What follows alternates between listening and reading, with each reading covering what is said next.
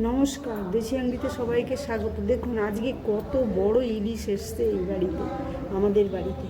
দেখুন কত বড় ইলিশ, কল্পনা করা যাচ্ছে না।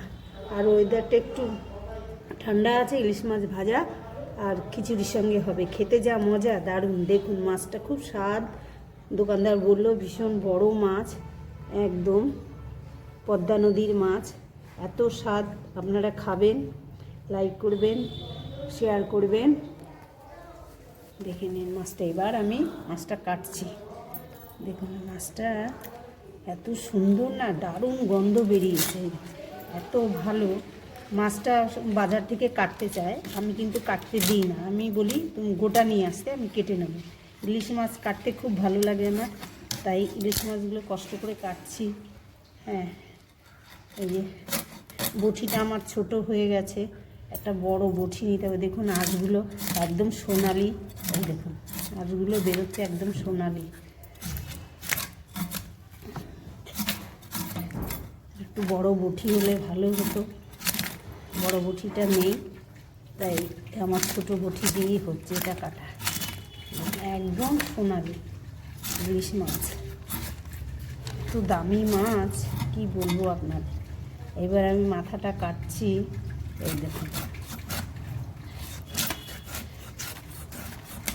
মাথাটা কাটা হয়ে গেল, এই যে কত বড় মাথা দেখুন। হ্যাঁ, এবার আমি আবার একটু আঁশটা ছাড়িয়ে নিচ্ছি, চারিদিক থেকে ছাড়াতে হবে। ছাড়াতে একটু টাইম লাগে, বড় বড় আঁশ তো এটা। এই দেখুন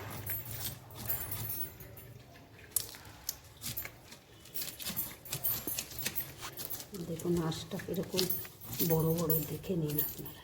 দেখুন কত বড় আঁশ, দেখুন আঁশগুলো সাদা ফকফকের উপর মতো, একদম সোনালি রূপালি সব মেশানো মাছটায়।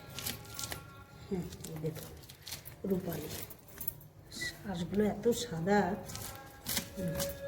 মাছালার সঙ্গে আমাদের ভালো সম্পর্ক আছে, তাই আমাদের বড় মাছটা বেছে দিয়েছে। এত বড় মাছ,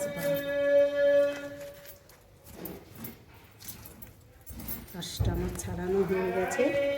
এবার আমি সাইজটা করবো, কোল গাদার করবো। এটা হচ্ছে এই পাশেরটা গাদার, এই পাশেরটা পেটি, কোলও বলে। এই দেখুন আমি কাটছি, খুব সুন্দর গন্ধ বেরিয়ে গেছে, এক্ষুনি গন্ধ বেরিয়ে গেছে। তাহলে মাছটা কত ভালো মাছ। এই যে লেজ, এই যে মাথা, এই যে গাদার, এটা পেটি। এই দেখুন গাদার পেটি, দেখে নিন। কেউ যদি না জানেন তো শিখে নিন। এটাকে বলে পেটি, এটাকে বলে গাদা। ঠিক আছে, খাবে যখন খুশি।